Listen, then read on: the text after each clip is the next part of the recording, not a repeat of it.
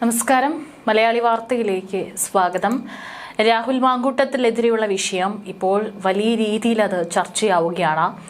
വീണ്ടും ഉയർന്നു വന്നപ്പോൾ പലരും പല അഭിപ്രായങ്ങളാണ് ഉയർത്തുന്നത്. ഇതിനനുകൂലിച്ചും പ്രതികൂലിച്ചുമെല്ലാം തന്നെ ആളുകൾ പോസ്റ്റുകൾ പങ്കുവയ്ക്കുന്നുണ്ട്, പലതരത്തിലുള്ള ട്രോളുകൾ പടച്ചുവിടുന്നുണ്ട്. ഏതായാലും തുടക്കം മുതൽ തന്നെ ഈ ഒരു വിഷയത്തിൽ സീമാജി നായർ എന്ന് പറയുന്ന നടി രാഹുൽ മാങ്കൂട്ടത്തിനെ പിന്തുണച്ചുകൊണ്ട് തന്നെയാണ്, അതായത് തെറ്റ് ചെയ്തിട്ടുണ്ടെങ്കിൽ ശിക്ഷിക്കപ്പെടണം, അല്ലാത്ത പക്ഷം ഒരാളെ ഇങ്ങനെ ക്രൂശിക്കുന്നതിനെതിരെ സീമാജി നായർ പോസ്റ്റ് ഇട്ടിട്ടുണ്ടായിരുന്നു. ഇന്നലെയും ഈ വിഷയം ഉയർന്നു വന്നപ്പോഴും സീമാജി നായർ രാഹുലിനെ പിന്തുണച്ചുകൊണ്ട് തന്നെയാണ് പോസ്റ്റ് പങ്കുവച്ചിട്ടുണ്ടായിരുന്നത്. അതിന് പി ദിവ്യ, കണ്ണൂർ മുൻ ജില്ലാ പഞ്ചായത്ത് പ്രസിഡന്റായിട്ടുള്ള പി ദിവ്യ മറുപടി ആയിട്ടൊരു പോസ്റ്റ് ഇട്ടിരുന്നു. അതിൽ അനുശ്രീക്കെതിരെയും സീമാജി നായറിനെ വെച്ചുകൊണ്ടായിരുന്നു വളരെ രൂക്ഷമായ ഭാഷയിൽ ഒരു പോസ്റ്റ് പങ്കുവച്ചിട്ടുണ്ടായിരുന്നത്. ഇപ്പോൾ ആ പോസ്റ്റിന് താഴെ ഒരു മറുപടിയാണ് ഇപ്പോൾ സീമാജി നായർ നൽകുന്നത്. കണ്ണൂർ ജില്ലാ പഞ്ചായത്ത് മുൻ പ്രസിഡന്റും CPM നേതാവുമായ പി ദിവ്യയുടെ വിമർശനത്തിന് മറുപടിയുമായിട്ട് നടി സീമാജി നായർ, രത്നകിരീടം തങ്ങൾക്ക് ചാർത്തി തരുന്നതിൽ നല്ലത് സ്വന്തം തലയിൽ ചാർത്തുന്നതാണെന്നാണ് സീമാജി നായർ പരിഹസിച്ചിരിക്കുന്നത്. രാഹുൽ മാങ്കൂട്ടത്തിൽ ജയിലിന് പുറത്ത് കഴിയുന്ന ഗോവിന്ദചാമിയാണെന്നും ഇങ്ങനെയുള്ളവരെ സൃഷ്ടിക്കുന്നതിൽ അനുശ്രീയെയും സീമയെയും പോലെയുള്ളവരുടെ പിന്തുണയും ആലിംഗനവും പ്രോത്സാഹനമാകുന്നുവെന്നും ദിവ്യ ആരോപിച്ചിരുന്നു. അതിനെതിരെയാണ് ഇപ്പോൾ സീമാജി നായർ ഒരു മറുപടി പോസ്റ്റ് ഇട്ടിരിക്കുന്നത്. കുറച്ച് മണിക്കൂറുകൾക്ക് മുമ്പാണ് ആ പോസ്റ്റ്. ഇങ്ങനെയാണ്: ഗുഡ് ആഫ്റ്റർനൂൺ. പി ദിവ്യ മാമിന്റെ പോസ്റ്റാണ്. എല്ലാം തികഞ്ഞൊരു മാം ആണ് ഇങ്ങനെ അഭിപ്രായപ്പെട്ടിരിക്കുന്നത്. ഈ അഭിപ്രായം ഞാൻ ശിരസ വഹിക്കുന്നതായി രേഖപ്പെടുത്തുന്നു. കേരളത്തിൽ വേറെ ഒരു വിഷയവും ഇല്ലല്ലോ, അതുകൊണ്ട് ദിവ്യ മാമിന് പ്രതികരിക്കാം. പിന്നെ രത്നകിരീടം ഞങ്ങൾക്ക് ചാർത്തി തരുന്നതിലും നല്ലത് സ്വന്തം തലയിൽ ചാർത്തുന്നതാണ്. ആ കിരീടം താങ്ങാനുള്ള ശേഷി എൻ്റെ ഒന്നും തലയ്ക്കില്ല, അത് കുറച്ച് കട്ടിയുള്ള തലയ്ക്ക് പറ്റൂ എന്നാണ് പോസ്റ്റിൽ കുറിച്ചിരിക്കുന്നത്. അതായത് ഏതെങ്കിലും തരത്തിലുള്ള ഒരു കിരീടം എൻ്റെ തലയിലോട്ട് ചാർത്താൻ വന്നാൽ ഞങ്ങളുടെ തലയ്ക്കൊന്നും അത്ര കട്ടിയില്ല, അത് താങ്കളുടെ തലയിൽ തന്നെ വെച്ചോളൂ, അതിനാകുമ്പോൾ അത്യാവശ്യം കട്ടിയുണ്ടല്ലോ എന്ന് പറഞ്ഞാണ് ഈ ഒരു പോസ്റ്റിൽ വളരെ പരിഹാസപൂർണമായിട്ടുള്ള വരികൾ സീമാജി നായർ കുറിച്ചിരിക്കുന്നത്.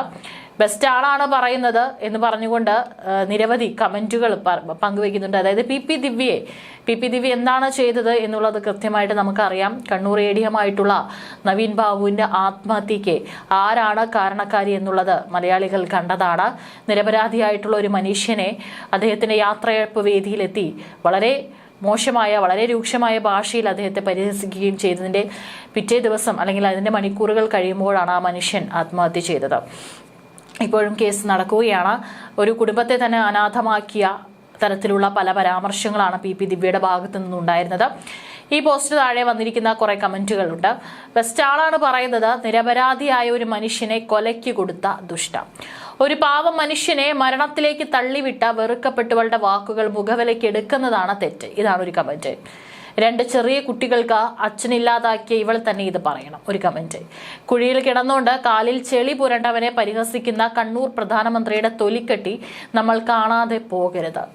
ഒരു കമന്റ് ഇത്തരത്തിലാണ്. ഒരു സ്ത്രീയെ വിധവയാക്കിയും 2 കുഞ്ഞു പെൺകുട്ടികൾക്ക് അച്ഛനില്ലാതാക്കി ഇവർ എന്നെ സമൂഹത്തിൽ വെറുക്കപ്പെട്ടവൾ. പെട്രോൾ പമ്പ് മാഡം, നീതിമാനായ ഒരു മനുഷ്യനെ കുരുതി കൊടുത്തവൾ.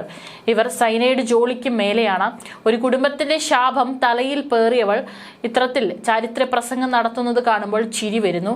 പി ദിവ്യ, ഉളുപ്പുണ്ടോ സ്ത്രീയെ നിങ്ങൾക്ക് എന്നിങ്ങനെയാണ് ആളുകൾ അതിന് താഴെ കമന്റ് ഇടുന്നത്. അതായത് നവീൻ ബാബുവിന്റെ വിഷയം ഇത്തരത്തിൽ മലയാളികളുടെ മനസ്സിൽ മറക്കാതെ കിടക്കുമ്പോൾ എങ്ങനെയാണ് ഇത്തരത്തിൽ നിങ്ങൾക്ക് മറ്റുള്ളവരെ വിമർശിക്കാനായിട്ട് സാധിക്കുന്നത് എന്നാണ് ജനങ്ങൾ ചോദിക്കുന്നത്. ഏതായാലും ചെറിയ വടി കൊടുത്ത് വലിയ അടി വാങ്ങിയ പോലെയാണ് ഇപ്പോൾ ലൈംഗികാരോപണത്തിൽപ്പെട്ട പാലക്കാട് MLA രാഹുൽ മാങ്കൂട്ടത്തിന് കുരുക്കായി വീണ്ടും ശബ്ദരേഖയും വാട്സപ്പ് ചാറ്റും പുറത്തു വന്ന പശ്ചാത്തലത്തിലായിരുന്നു പി ദിവ്യയുടെ പോസ്റ്റ്. രാഹുൽ മാങ്കൂട്ടത്തിലെ തുടക്കം മുതൽ പിന്തുണച്ച് സീമാജി നായർ രംഗത്തുണ്ട്. രാഹുൽ മാങ്കൂട്ടത്തിൽ MLAയുടെ സ്മൈൽ ഭവന പദ്ധതിയുടെ പുതിയ വീടിന്റെ തറക്കല്ലിടൽ ചടങ്ങിൽ അനുശ്രീ മുഖ്യ അതിഥിയായി പങ്കെടുത്തിരുന്നു. അതുകൊണ്ട് തന്നെയാണ് ആ അനുശ്രീയും വെച്ചുകൊണ്ട് ഇത്തരത്തിലൊരു പോസ്റ്റ് ഇട്ടത്. ഇന്ന് സ്മരിക്കേണ്ട സ്ത്രീരത്നങ്ങൾ ഗോവിന്ദചാമിമാരെ സൃഷ്ടിക്കുന്നതിൽ ഇതുപോലെയുള്ള ചിലരുടെ പിന്തുണയും ആലിംഗനവും പ്രോത്സാഹനവുമാവും. രാഹുൽ മാങ്കൂട്ടത്തിൽ ജയിലിന് പുറത്ത് കഴിയുന്ന ഗോവിന്ദചാമിയാണ്.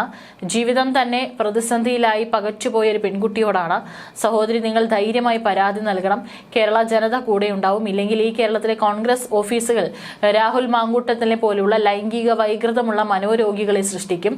നിയമസഭയിൽ അവർ ഞെളിഞ്ഞിരിക്കും. സീമാജി നായരും മനുഷ്യമാരും സംരക്ഷണം ഒരുക്കും.